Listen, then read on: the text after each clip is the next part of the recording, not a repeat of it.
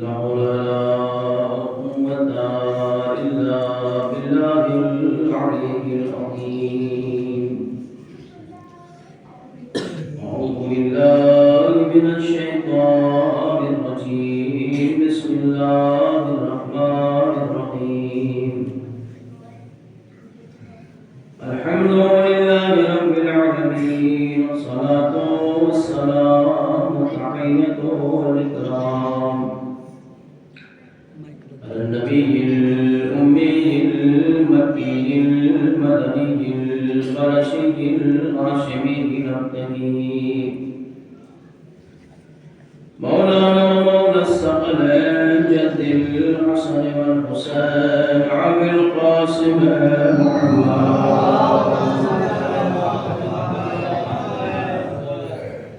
وآله الطيبين الطاهرين المعصومين المظلومين المنتجبين المتقين، ولعنة الله على أعدائهم أجمعين. أما بعد فقد قال الله تبارك وتعالى في كتابه الحكيم: وأصدق الصادقين وقوله الحق. بسم الله الرحمن الرحيم. إنا أعطيناك الكوثر فصل لربك وانحر إن شانئك هو الأبتر. صلوات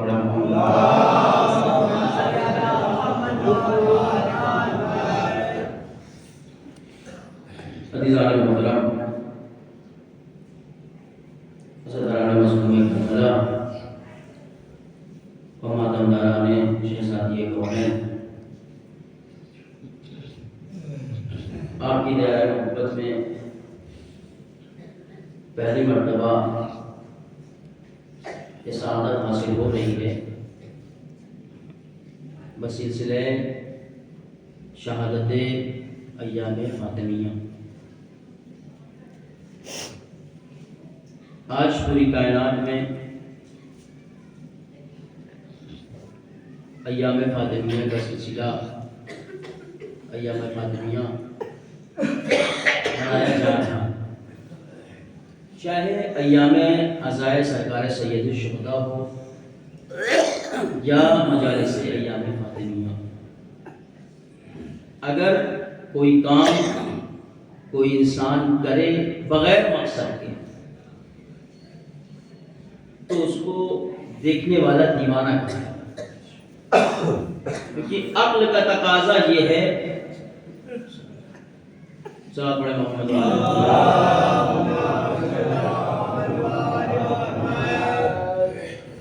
عقل کا تقاضا یہ ہے کہ اگر انسان عاقل ہے تو جو فعل انجام دے گا کوئی نہ کوئی مقصد ہے. اسی طرح ہمارے ہاں ان مجالس کا بھی مقصد ہے کہ اگر مجلسوں میں شرکت کرنے سے پہلے ہمارے یہاں میاں بیوی کے جھگڑے تھے اور اگر سیرت فاطمہ سننے کے بعد بھی وہ فعل انجام دیا جائے تو مجلسوں کا فائدہ کیا ہے؟ کیونکہ ہمارے معصومین اور ائمہ جو ہمارے درمیان آئے ہیں وہ ہماری اور آپ کی ہدایت کرنے کے لیے. نہیں پروردگار عالم نے جس طرح 1,24,000 انبیاء بھیجے تھے اور بھیج دیتا، کیا ضرورت تھی ائمہ کا سلسلہ شروع کرنا؟ تو شریعت آ چکی تھی، بچانے کے لیے ائمہ کی ضرورت تھی. اس مجلس کے لیے جو میں نے عنوان قرار دیا ہے وہ قرآن مجید کے سب سے چھوٹے سورے کی تلاوت کی ہے، کہ جس میں پہلے اس سورے کی شان نزول سن لیں کہ یہ سورہ نازل کب ہوا. پروردگار عالم نے رسول اسلام کو ایک فرزند عطا کیا جس کا نام ابراہیم ہے. بس تمہیدی گفتگو ہے، اس کے بعد میں اپنی اصل منزل پہ آ جاؤں گا. تو پروردگار عالم نے کہا رسول اس بچے سے ہم تمہیں فراغت دینا چاہتے ہیں، اس بچے کو اپنے پاس بلانا چاہتے ہیں۔ اللہ کا حکم تھا، رسول کیا کر سکتے ہیں؟ ابراہیم کا انتقال ہوا۔ ابراہیم کے انتقال ہوتے ہی کافر اور مشرکوں نے نعرہ لگانا شروع کیا کہ اب دین اور شریعت آگے نہیں بڑھے گا، کیونکہ ہر وہ چیز جو مستحکم ہوتی ہے وہ وارث سے بڑھا کر آئی ہے۔ رسول کا ایک ہی بیٹا تھا، پروردگار نے اسے اپنے پاس بلا لیا۔ اب رسول کی کوئی اولاد نہیں ہے، جب تک رسول زندہ ہے تب تک اسلام ہے، تب تک شریعت ہے، رسول کے بعد سب ختم ہو جائے گا۔ انہوں نے کیا کہا کہ رسول کی کوئی اولاد نہیں ہے جو دین کو آگے بڑھائے گی۔ ایک جملہ کہوں، کافر تھے، مشرک تھے، لیکن ان کو بھی پتا تھا اگر رسول کی شریعت بڑھے گی تو اولاد سے بڑھے گی۔ ان کا بھی ایک نظریہ سمجھ میں آیا کہ اگر رسول کی شریعت آگے بڑھے گی تو وہ اولاد سے بڑھے گی۔ ابتریت کا تانا دینا شروع کیا کہ رسول ابتر ہے، اب ان کے کوئی اولاد نہیں ہے۔ کوثر کے معنی یہ تو آپ کو بہت ساری کتابیں کوثر کے معنی مل جائیں گے جو لکھے گئے ہیں۔ کوثر کے معنی نہر کے ہیں، کوثر کے معنی جنت میں باغ کے ہیں، کوثر کے معنی 18 معنی لکھ دیے ہیں لوگوں نے کوثر کے۔ لیکن آپ ایمانداری سے بتائیں کہ اگر ہم آپ سے کہیں کہ مجھے پیاس لگی ہے تو آپ ہم سے یہ پلٹ کے تھوڑی نہ کہیں گے کہ مائک تو آپ کے پاس ہے۔ بھائی پیاس سے مائک کا کیا تعلق ہے؟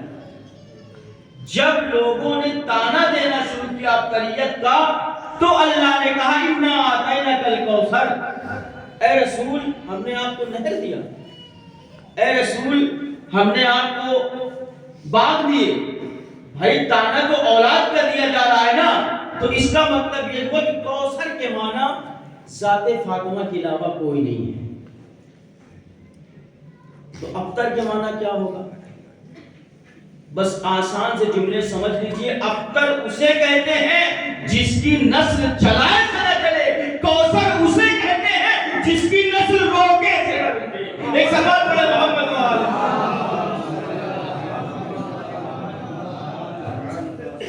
ابتر اسے کہتے ہیں کہ جس کی نسل چلائے سے نہ چلے، اور کوثر اسے کہتے ہیں۔ آج پوری دنیا دیکھیے کتنے دنیا میں سادات شہید کیے گئے ہیں، لیکن آپ کہیں بھی چلے جائیں آپ کو اولاد فاطمہ مل جائے گا۔ کیوں؟ کیونکہ دعا ہے جناب فاطمہ زہرا کی، دعا ہے جناب فاطمہ زہرا کی کہ ہر دور میں اولاد فاطمہ اس کائنات میں موجود ہوگا۔ اور جناب شہزادی کونین نے جو اتنا بڑا معرکہ فتح کیا تو کیا کوئی دو چار درخت تھے تو جناب فاطمہ زہرا دربار میں گئی ہیں؟ نہیں، ایسا نہیں ہے۔ دو چار درخت مانگنے جناب فاطمہ زہرا نہیں گئی تھی دربار میں، بلکہ جو اسلام کی نقاب اوڑھے ظالمین بیٹھے تھے ان کے چہرے سے نقاب کھینچنے گئے تھے جناب فاطمہ۔ ایک سلوات پڑھے محمد وعلیہ۔ دو چار درخت کی بات نہیں تھی، جس کی ٹھوکروں میں ساری دنیا، ساری خدائی ہو، ساری چیزیں ہوں، وہ باقی فدق کے لیے نہیں جائے گا۔ تو جب جناب فاطمہ زہرا کے اس منصب پہ حملہ ہوا کہ نہیں ہوا تاریخ میں؟ تمام کے تمام لوگ لکھتے ہیں کہ تاریخ میں یہ حملہ ہوا، لیکن پھر ایک وقت آیا کہ جب واپس کرنے کا دور تھا تو اسے نہیں لیا گیا۔ جب رسول کی بیٹی نے کہہ دیا کہ یہ میرا ہے، تو اگر کوئی رسول کی بیٹی کے خلاف زبان کھولے تو وہ کیا ہوگا، اسے کیا کہیں گے؟ میں آپ کو ایک منزل بلانا چاہتا ہوں۔ جب جناب نوح نے بہت خدمت کی اور لوگ جناب نوح پر سب کو شتم کرتے رہے، ان کو ستاتے رہے، جب جناب نوح تھک گئے اور پروردگار عالم سے عذاب کی تمنا کی، تو پروردگار عالم نے، آپ نے سب نے سنا ہے، پروردگار عالم نے یہی کہا تھا نوح ایک کشتی بناؤ، جو مجھے خدا مانتے ہیں، میرے خدائی کا اقرار کرتے ہیں، تمہیں نبی مانتے ہیں، ان سب کو کشتی میں سوار کر لو، اس کے بعد ہم عذاب بھیجیں گے۔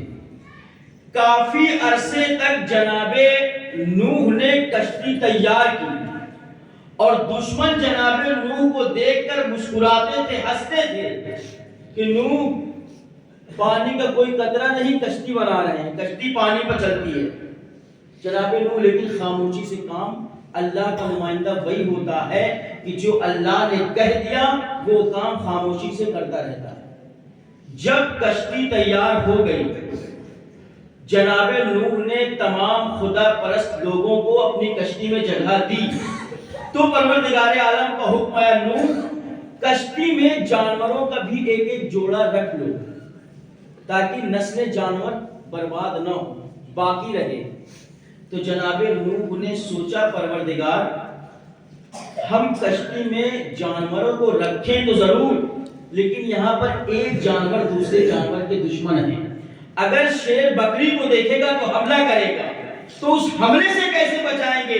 پروردگار عالم نے کہا نوح ان کو اپنی کشتی میں آنے دو، میں ان کی عداوت کو محبت میں بدل دوں گا۔ انہیں اپنی کشتی میں آنے دو، ان کی عداوت کو میں محبت میں بدل دوں گا۔ تمام لوگ سوار ہو گئے، عذاب آیا، جناب نوح کا بیٹا بھی غرق ہوا، آپ نے سب نے سنا ہے، سب غرق ہو گئے۔ جب کشتی کوہ جودی پر ٹھہری اور پانی نیچے زمین کی طرف جانے لگا، کشتی زمین پر آئی، تو اب ساری چیزیں تو تباہ ہو چکی ہیں کیونکہ عذاب آیا ہے۔ اب پھر انسانی کاروان کو آگے بڑھنا ہے، تو انسانی کاروان کو آگے بڑھنے کے لیے کچھ چیزوں کی ضرورت ہوتی ہے، مثلاً درخت۔ پروردگار عالم نے آسمان سے کھجوریں نازل کی، جناب نوح نے اسے تناول فرمائی اور پروردگار عالم کا حکم ہوا نوح انہیں زمین پر دبا دو۔ جب زمین پر دبا دیا تو بہت سارے کھجور کے درخت، اس دور میں جناب نوح نے کھجور کا درخت پھر سے تعمیر کیا اور ان کی نشو و نما کی۔ جب بہت سارے درخت آ گئے زمین پر، اب لوگ زندگی آرام سے گزارنے لگے، تو جناب نوح کچھ عرصے بعد ان باغات کا جائزہ لینے کے لیے نکلے، تو جناب نوح کو لگا کہ میرا آدھے سے زیادہ درخت غائب ہے، وہ کہاں گیا؟ جناب نوح نے پروردگار عالم کی خدمت میں ندا بلند کی، پروردگار میں نے بہت سارے درخت لگائے تھے، مجھے کچھ درخت نظر نہیں آتے، تو پروردگار عالم کی آواز آئی اے نوح تم نبی ہو، تمہارے کام پر شیطان کی نظر رہتی ہے، تمہارا وہ کھجور کا درخت شیطان لے گیا، بس یہی تو میں کہنا چاہتا ہوں، جو جناب نوح کے باغ کے درخت کا ایک خرمے کا درخت غائب کر دے، اسے خدا شیطان کہتا ہے، جو فاطمہ کا پورا ایک سلوات پڑھیں محمد وآلہ۔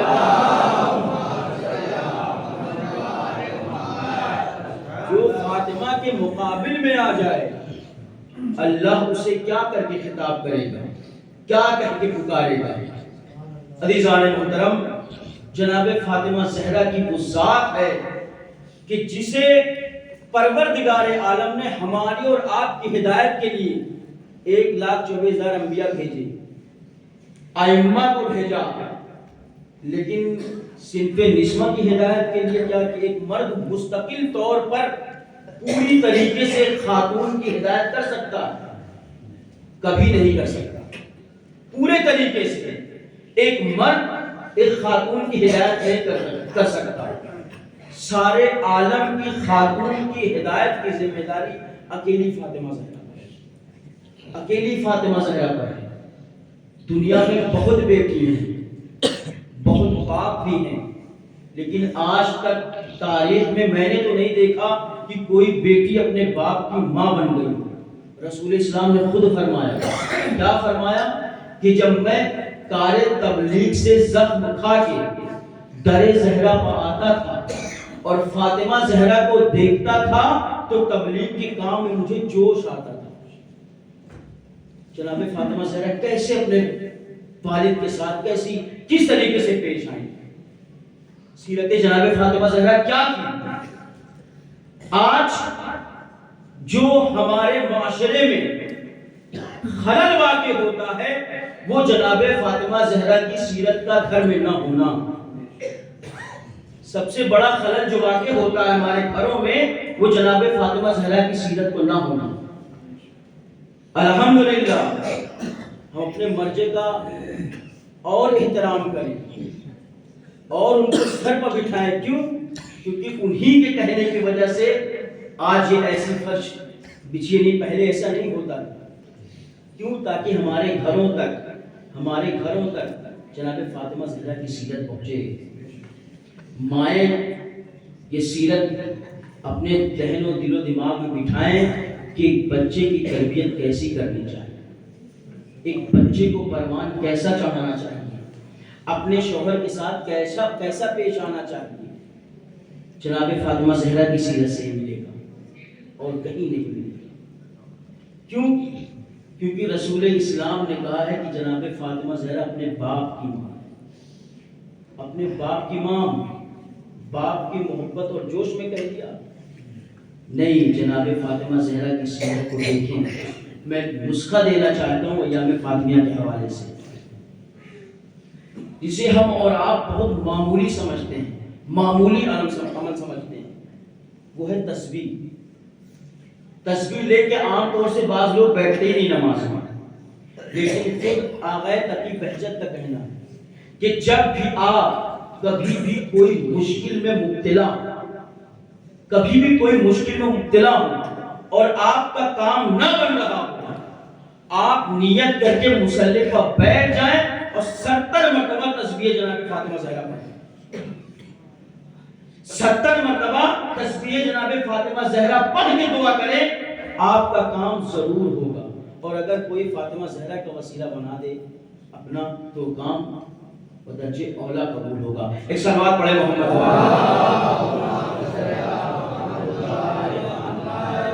یہ ہے جناب فاطمہ زہرا کی سیرت۔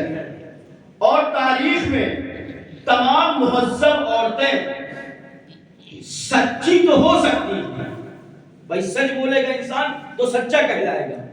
تمام دنیا کی مہذب خواتین سچی تو ہو سکتی ہیں، لیکن ضروری نہیں ہے کہ جو وہ کہہ دے وہ سچ ہو جائے۔ کائنات کی تمام مہذب عورتیں سچی تو ہو سکتی ہیں، لیکن ضروری نہیں ہے کہ جو وہ کہہ دے وہ سچ ہو جائے۔ فاطمہ زہرا کی وہ ذات ہے کہ اگر زبان سے نکل گیا کہ بچوں درزی کے ہاں کپڑے ہیں، کل لے کے درزی آئے گا تو رضوان جنتی صحیح دروازے پہ آ کے یہی کہے گا انا خیاط الحسنین۔ رضوان جنت یہ کہہ سکتا تھا کہ میں رضوان جنت ہوں، حسنین کا لباس لے کے آیا ہوں، لیکن جناب فاطمہ زہرا کی زبان سے لفظ درزی نکلا تھا۔ رضوان جنت نے بھی اپنے آپ کو اسی میں شرف سمجھا، اسی نے مرتبہ سمجھا۔ اور جس فرش پہ آپ بیٹھے ہیں، یہ کیوں اتنے بڑے مصائب جناب فاطمہ زہرا پہ ڈھا دیے گئے؟ وجہ کیا ہے؟ جناب فاطمہ زہرا سے کوئی دشمنی نہیں، صرف اور صرف فضائل مولا کائنات وہ تھا کہ جو کربلا بھی جس کے وجود میں آئی اور مدینے میں ایک کارنامہ مولا کائنات کی فضیلت ہے۔ مولا کائنات کی فضیلت خود اللہ کی عطا کی ہوئی فضیلت، اللہ نے مولا کو فضیلت دی۔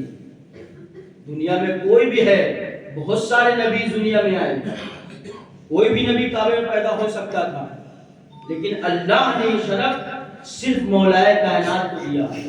بہت طریقے سے لوگوں نے چاہا کہ رسول کا داماد بن جائے، لیکن اللہ نے وہ شرف مولا کائنات کو بخشا۔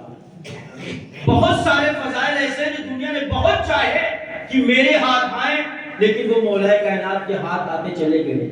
لیکن اگر آج اس کائنات میں ہمارے اور آپ کے پاس کوئی عہدہ آ جاتا ہے تو ہم اپنے سینے کو، اپنے سر کو زمین پر اونچا کر کے چلتے ہیں کہ ہم سے بڑا اس کائنات میں کوئی نہیں.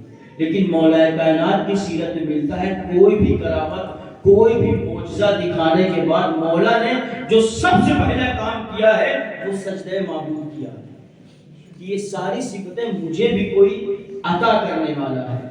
جناب سلمان کیا دیکھا مولا کائنات کے راستے سے چلے آ رہے ہیں. جناب سلمان چہرہ اترا ہوا ہے، چہرہ اترا ہوا ہے، بالکل غم کا عالم ہے. مولا نے پڑھا کہ سلمان میرے ہوتے ہوئے تم ایسی حالت میں کیسے ہو؟ تو جناب سلمان نے جملہ کہا مولا آج تیسرا دن ہے، گھر میں فاقہ ہے، کچھ اخراجات نہیں ہے کہ گھر میں کچھ کھانے پینے کا سامان مہیا کر دیں. مولا کائنات خود جو کی روٹی کھا رہے ہیں. کیا کہا سلمان بس اتنی سی بات ہے. کہا مولا اگر تھوڑا سا کچھ ہو جاتا تو اپنے بچوں کے لیے میں کچھ کھانا فراہم کر دیتا. مولا کائنات نے وہیں پہ کہا سلمان زمین پر دیکھا. جناب سلمان نے زمین پر دیکھا، کیا دیکھا کہ ایٹ پڑی ہوئی ہے. مولا کائنات نے کہا سلمان سے اٹھا لو. فضیلت دیکھیں جس سے یہ مدینے میں اتنا بڑا حادثہ اور اتنا بڑا واقعہ ہوا، مولا کائنات کی فضیلت دیکھیں. سلمان اٹھا لو. جناب سلمان نے اٹھا لیا. کہا مولا یہ تو اینٹ ہے. کہا سلمان آنکھ بند کرو اور کہو یا علی. سلمان نے آنکھ بند کی اور کہا یا علی. جب آنکھ کھولا تو کیا دیکھا کہ وہ اینٹ سونے کی ہو گئی تھی. وہ اینٹ سونے کی ہو گئی تھی. کہا سلمان لے جاؤ، تم بھی کھاؤ، سارے نسلوں کو کھلاؤ. لیکن مولا کا چاہنے والا بھی مولا ہی کی طرح تھا. جناب سلمان نے گجب فعل انجام دیا. جناب سلمان نے کیا کیا کہ زمین پہ ایک اینٹ اور پڑی تھی، اسے اٹھایا. اٹھانے کے بعد اس معمولی اینٹ کو سونے کی اینٹ پہ مارا اور سونے کی اینٹ ٹوٹی، اتنا لے لیا باقی پھینک دیا. یہ بھی منظر ہے کہ باقی پھینک دیا. مولا نے پلٹ کے پوچھا سلمان سونے کی اینٹیں ہیں کیوں پھینک دی؟ لے جاتے کافی دن تک کھاتے. کہا جناب سلمان نے کہا مولا آج کے لیے اتنا ہی کافی ہے. جملہ سمجھیے گا، مولا آج کے لیے اتنا ہی کافی ہے. مولا نے پلٹ کے سوال کے سلمان تو آج کے لیے اتنا کافی ہے تو کل کیا کرو گے؟ جناب سلمان کا ایمان دیکھیے. جناب سلمان نے پلٹ کے کہا مولا کل کی فکر وہ کرے جس کے پاس آپ جیسا ایمان ہو. ایک سلمان پڑھا محمد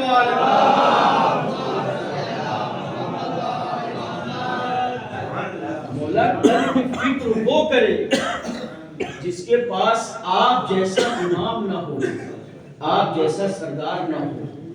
آپ یقین سے بتائیں کہ اگر ہم آپ ہوتے اور مولا ہمیں صفت دیتے ہم یا علی کہیں اینٹ سونے کی ہو جائے، یقین جانیے بھٹے میں کوئی اینٹ نہ بچے،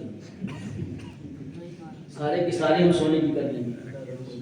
اسی لیے اللہ جو ہے صفت دیتا ہے، ہنر دیتا ہے تو اس کو دیکھ کر، ظرف کو دیکھ کر کبھی غربت سے نہ گھبرائیے کہ اللہ نے مجھے غریب پیدا کیا، غریب گھرانے میں پیدا کیا اور فلاں میرا پڑوسی امیر ہے.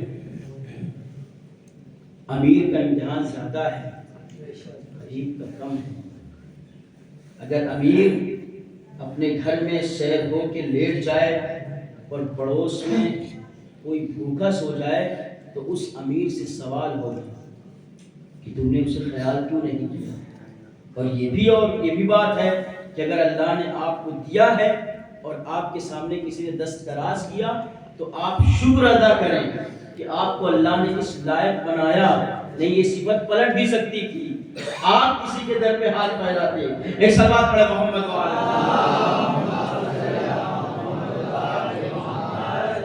عزیزان محترم. یہی سب صفات، یہی سب کمالات مولا کائنات کے تھے کہ جو آج ساری کائنات دشمن ہو گئی. اور ہمیشہ انسان فضیلت کا دشمن ہوتا ہے. اگر کسی کے ہاں عیب ہو تو اس کا دشمن نہیں ہوگا. جتنا آپ کمال پہ جائیں گے انسان اتنا آپ سے دشمنی کرے گا. یہ انسان کی فطرت میں ہے. یہ روز اول سے چلا آ رہا ہے. جناب حابیل اور قابیل دونوں جناب آدم تھے. لیکن کیا دیکھا ایک نے کہ ایک بابا میرا ایک کو زیادہ چاہ رہے ہیں، محبت کر رہے ہیں، تو ایک بھائی کا قاتل بنا کہ نہیں. کس وجہ سے؟ فضیلت کی وجہ سے. فضیلت کی وجہ سے نہیں، دونوں بھائی برابر تھے، دونوں نبی کی اولاد تھے، لیکن فضیلت انسان کا دشمن بنا دیتی ہے. اور مولا کائنات نے خود اپنی فضیلت بیان کرتے ہوئے فرمایا. کیا فرمایا؟ مولا کائنات نے خود مولا فرماتے ہیں کہ مولا کو اللہ نے کیا کیا فضیلتیں دی ہیں. خود مولا فرماتے ہیں، بسم اللہ الرحمن الرحیم. مولا فرماتے ہیں واللہ قد کنت مع موسیٰ للطور وانا کلمتہ. اللہ کی قسم میں موسیٰ کے ساتھ طور پر تھا اور میں نے موسیٰ سے کلام کیا. پھر مولا ارشاد فرماتے ہیں واللہ قد کنت مع ابراہیم فی النار وانا الذی جعلتہ بردا وسلاما. اللہ کی قسم میں ابراہیم کے ساتھ آگے نمرودی میں تھا اور میں نے ابراہیم کے لیے آگ کو گلزار کر دیا. پھر مولا ارشاد فرماتے ہیں واللہ قد کنت مع عیسیٰ فی المہد وانا علمتہ الانجیل. اللہ کی قسم میں عیسیٰ کے ساتھ ان کے گہوارے میں تھا اور میں نے عیسیٰ کو انجیل پڑھائی. پھر مولا ارشاد فرماتے ہیں واللہ قد کنت مع سلیمان علی البساط وانا سخرت الرياح. مولا ارشاد فرماتے ہیں میں سلیمان کے ساتھ ان کے تخت پہ تھا. جناب سلیمان کا تخت ہوا میں اڑتا تھا نا. مولا فرماتے ہیں میں سلیمان کے ساتھ ان کے تخت پہ تھا اور میں نے سلیمان کے تخت کو ہواؤں کا تابع بنا دیا. خود مولا ارشاد فرماتے ہیں. لیکن آپ نے غور نہیں کیا روایت میں نے پڑھی کیوں ہے. مولا نے اپنی فضیلت کا اعلان کیا ہے نا، لیکن ہر جملے سے پہلے مولا نے ایک بات کہی ہے واللہ. مولا نے کہا ہے واللہ اللہ کی قسم میں نے موسیٰ سے کلام کیا. اللہ کی قسم میں نے عیسیٰ کو انجیل پڑھائی. اللہ کی قسم میں نے جناب ابراہیم کے لیے آگ کو گلزار کیا. اللہ کی قسم میں نے سلیمان کے تخت کو ہواؤں کا تابع بنایا. دسترد جوڑ کہوں گا مولا آپ کو معلوم ہے یہ سارے آپ پر بر بٹنے والے ہیں، آپ پر جان دینے والے ہیں، لیکن آپ نے ہر بات سے پہلے واللہ اللہ کی قسم کیوں کھائی؟ تو مولا آواز دے کہ نادان تجھے نہیں معلوم میں نے جناب قسم اس لیے کھائی کہ میں نے موسیٰ سے کلام کیا یہ سچ لیکن میں خدا نہیں. میں نے عیسیٰ کو انجیل پڑھائی یہ سچ لیکن میں خدا نہیں. اسی لیے تو شاعر کہتا ہے نا کہ قدم قدم پہ حد اعتبار لگتا تھا، اسی کے ہاتھ میں کل اختیار لگتا تھا. اگر نصیریوں کی نگاہوں کا کچھ قصور نہیں وہ تھا ہی ایسا کہ پروردگار لگتا. ایک سلوات پڑھے بلند آواز سے. عزیزان محترم، یہی سب وہ فضیلتیں تھیں کہ جسے انسان دشمنی سمجھتا اور یہ ہدایت کرنے کے لیے آئے تھے. جناب فاطمہ زہرا نے دربار میں جب یہ کہا کہ یہ حق میرا ہے، کہا آپ کا کیسے ہے؟ میں اشارے کے ذریعے بات گزر جاؤں گا. کہا آپ کا کیسے ہے؟ تو جناب فاطمہ زہرا نے تحریر آگے کی کہ میرے باپ میرے والد نے میرے لیے یہ وراثت مجھے دی ہے. تو ادھر سے حدیث پیش کی گئی کہ ہم گروہ انبیاء نہ کسی کے وارث بنتے ہیں نہ بنتے ہیں. تو جناب فاطمہ زہرا نے خطبے میں 40 آیتیں پیش کی، لیکن وہ ادھر سے یہی حدیث سناتے رہے کہ ہم گروہ انبیاء نہ وارث بنتے ہیں نہ بناتے ہیں.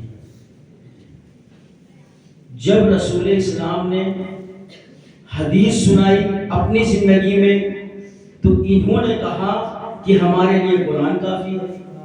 غور کریے گا میں کیا کہنا چاہ رہا ہوں. جب رسول اسلام نے اپنی زندگی میں حدیث سنانا شروع کی تو انہوں نے کہا ہمارے لیے قرآن کافی ہے. اب جب انہی کی بیٹی جناب فاطمہ زہرا قرآن کی آیتیں سنا رہی ہیں، یہ کہہ رہے ہیں میرے لیے حدیث کافی ہے. اب سمجھ میں آیا جناب فاطمہ زہرا دربار کیوں گئی تھی.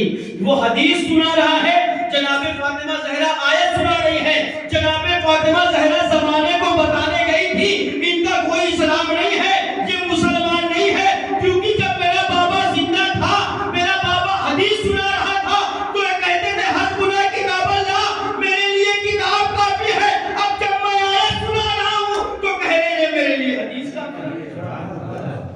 یہ دو طرح کی بات ہو گئی نا, کہ جہاں پہ اپنے مطلب کی بات نکلے وہ لے لو, اور جہاں خود پھنس جاؤ اس کا انکار کر دو. یہ کوئی نبی آیا ہی نہیں, کوئی قرآن آیا ہی نہیں. یہ ہمیشہ کا رویہ چلا آ رہا ہے دشمنان اہل بیت کا. ہمیشہ کا یہ المیہ رہا ہے کہ جب بھی کوئی بھی ہدایت کا پرچم لے کے آگے بڑھا اس کے لوگ دشمن ہو گئے. تاریخ کہتی ہے جناب فاطمہ زہرا نے مدینے میں ایک سوال پڑھیں محمد والد,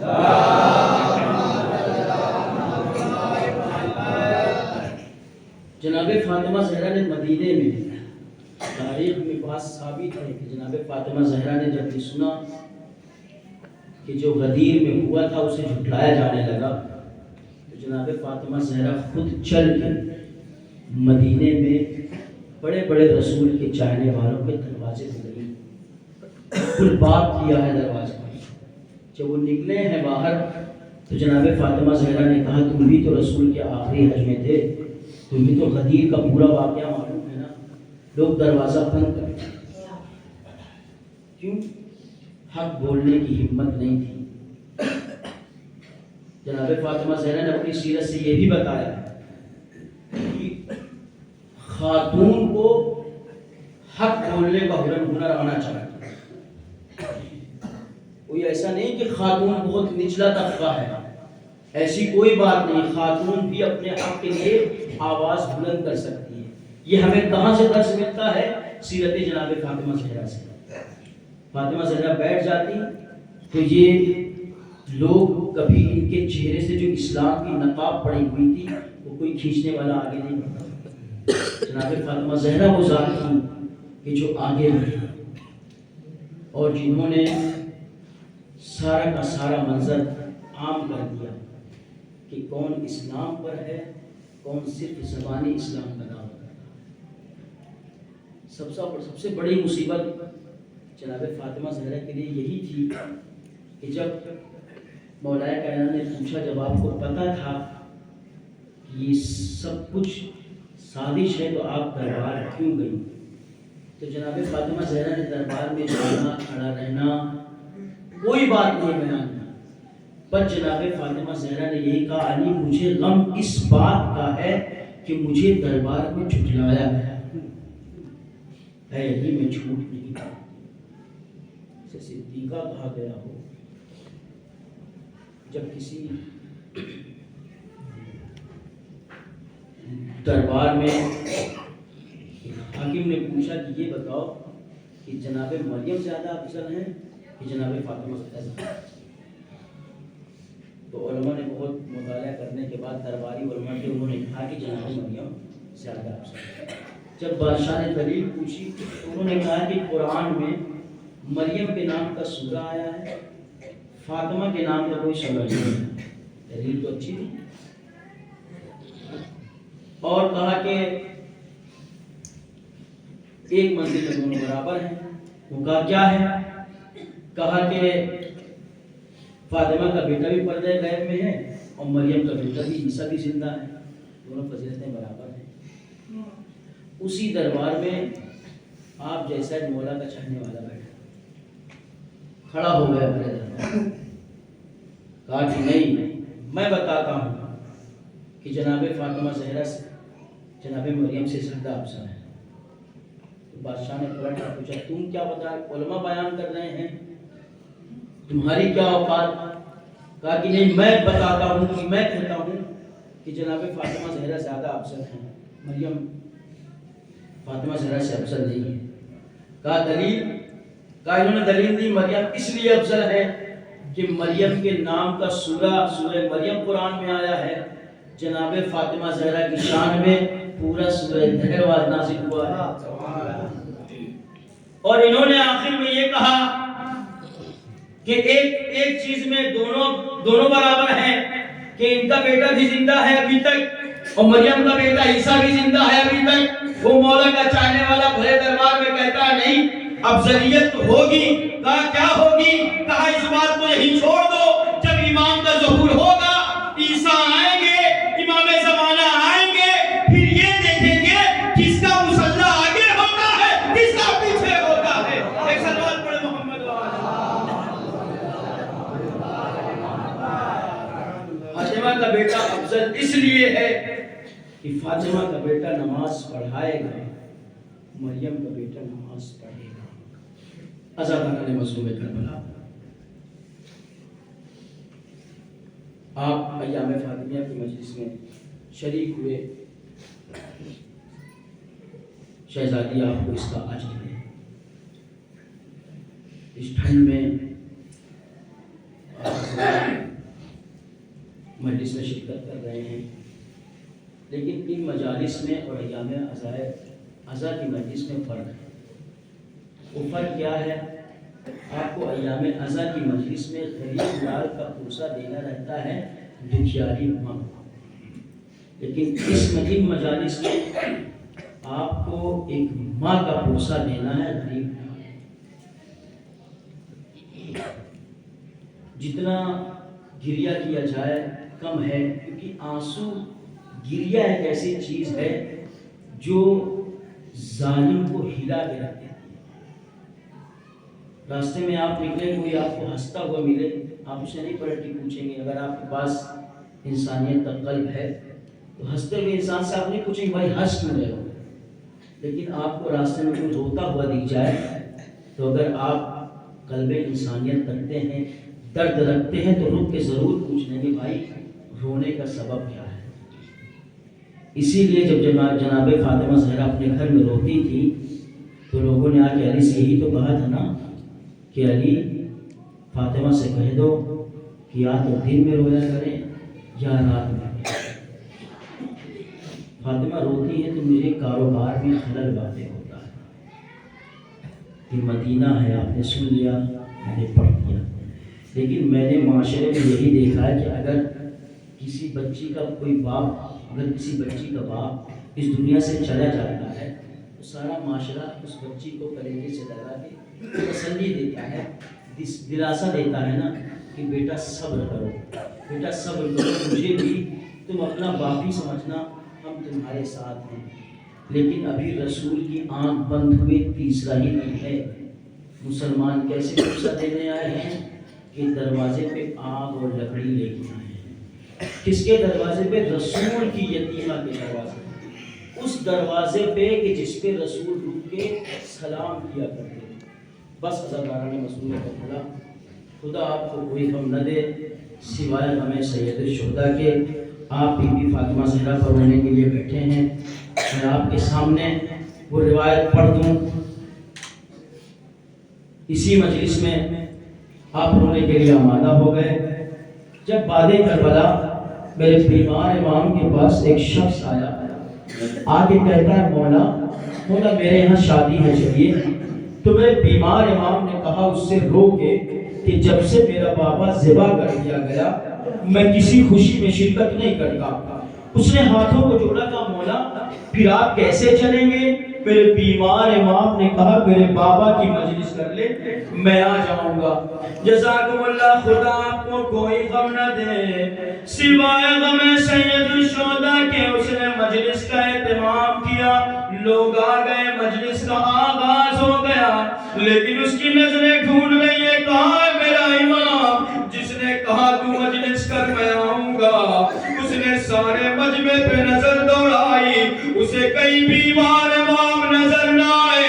وہ طرف کے دوڑتا ہوا دروازے پہ جاتا ہے، کیا دیکھا کہ میرا بیمار امام عزاداروں کی نالینوں پہ بیٹھا ہوا ہے۔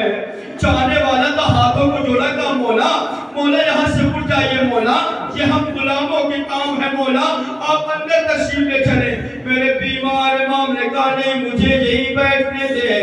اس نے کہا مولا اچھا اگر آپ یہی بیٹھنا چاہتے ہیں تو میں نے آج آپ کے لیے نئی قالین لایا مولا، میں نے اسے منبر کے سامنے بچھا دیا، میں نے مولا اس پہ کسی کو بیٹھنے نہیں دیا، میں نے کہا اس پہ میرا مولا بیٹھے گا۔ اچھا مولا آپ دروازے پر بیٹھنا چاہتے ہیں، میں وہ قالین لا دوں، یہی بچھا دوں، آپ اس پر بیٹھ جائیں۔ یہ کہہ کے وہ قالین کی طرف دوڑا، رونے میں کمی نہ کیجیے گا، آج سیدہ کی مظلومی کا ماتم کرنا ہے، آج حسنین کی یتیمی کا ماتم کرنا ہے۔ وہ کہہ کے قالین کی طرف دوڑا، میرے بیمار امام نے کہا خبردار قالین نہ اٹھانا۔ اس نے کہا مولا کوئی نہیں بیٹھا، میرے بیمار امام نے پھر کہا قالین نہ اٹھانا۔ اس نے بلند آواز میں کہا مولا اس پہ کوئی نہیں بیٹھا۔ اتنا سننا تک میرے بیمار امام کھڑے ہوئے اور لوگ کے فرمایا تو کہتا ہے کوئی نہیں بیٹھا، میں دیکھ رہا ہوں میری دادی فاطمہ ہاتھوں کو پھیلائے، آئے میرے نام حسین۔ جزاکم اللہ، خدا آپ کو کوئی غم نہ دے، آپ رونے کے لیے آمادہ ہو گئے۔ کسی ذاکر کے خواب میں امام حسن آئے، اگر کسی معاشرے میں کسی گھر پہ کوئی ظلم ہو رہا ہو تو خدا نہ کرے کہ بچے چھوٹے ہوں، بچوں کا دل بیٹھنے لگتا ہے۔ جب فاطمہ زہرا پہ یہ ظلم ہوا، فاطمہ کے بچے چھوٹے چھوٹے ہیں، ایک ذاکر خواب میں امام حسن آتے ہیں، آکے کہتے ہیں ذاکر تو میرے مصائب نہیں پڑھتا۔ ذاکر نے ہاتھوں کو جوڑا، کہا مولا حسن میں آپ کے سارے مصائب پڑھتا ہوں۔ امام حسن نے کہا بتا تو کیا پڑھتا ہے؟ ذاکر کہتا میں پڑھتا ہوں مولا آپ کے جنازے پر تیروں کی بارش ہوئی۔ مولا نے کہا صحیح، اب بتاؤ اور کیا پڑھتا ہے؟ کہا مولا میں یہ بھی پڑھتا ہوں کہ دنیا میں کسی کا جنازہ گھر سے اٹھا تو دوبارہ گھر نہ آیا، لیکن آپ کا واحد جنازہ ہے کہ جو گھر سے نکلا دوبارہ پھر گھر واپس آ گیا۔ امام حسن نے کہا میری مصیبت تو ٹھیک، لیکن اور بتا کیا پڑھتا ہے؟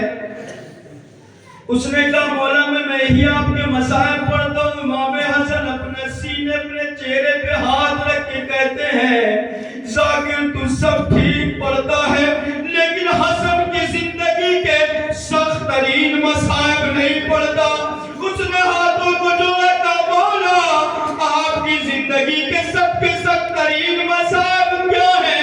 امام حسن رو کے فرماتے ذاکر سن، میں 7 برس کا تھا، میں 7 برس کا تھا، میں 7 برس کا تھا، میری ماں کو دروازے کے درمیان پیٹ دیا گیا۔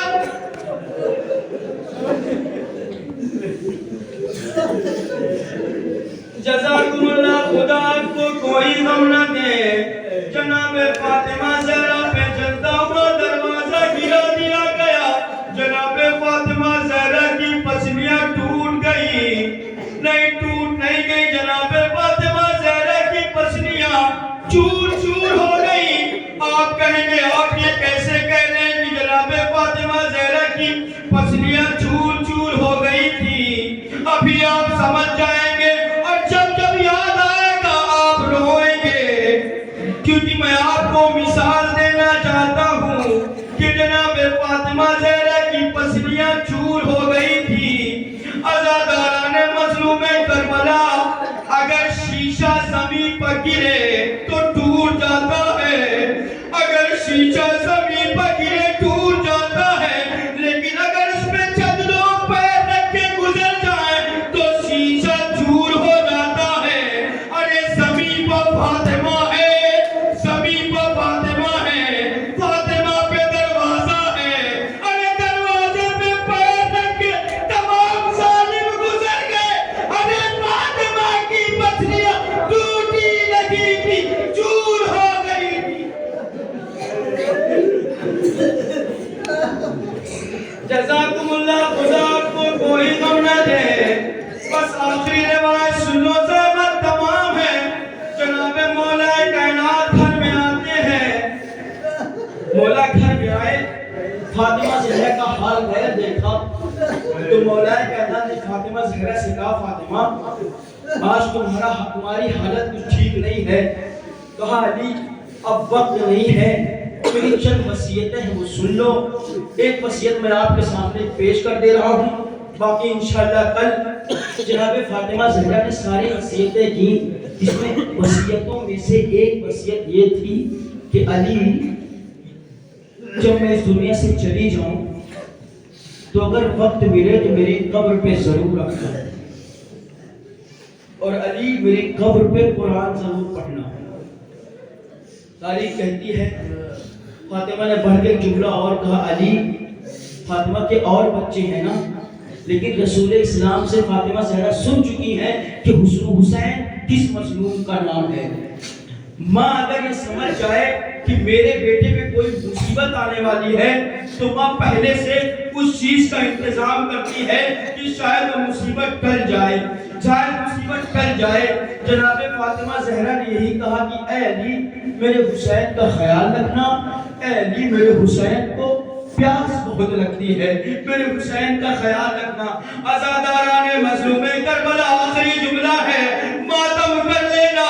جناب فاطمہ زہرا حسین کو کتنا چاہتی ہے.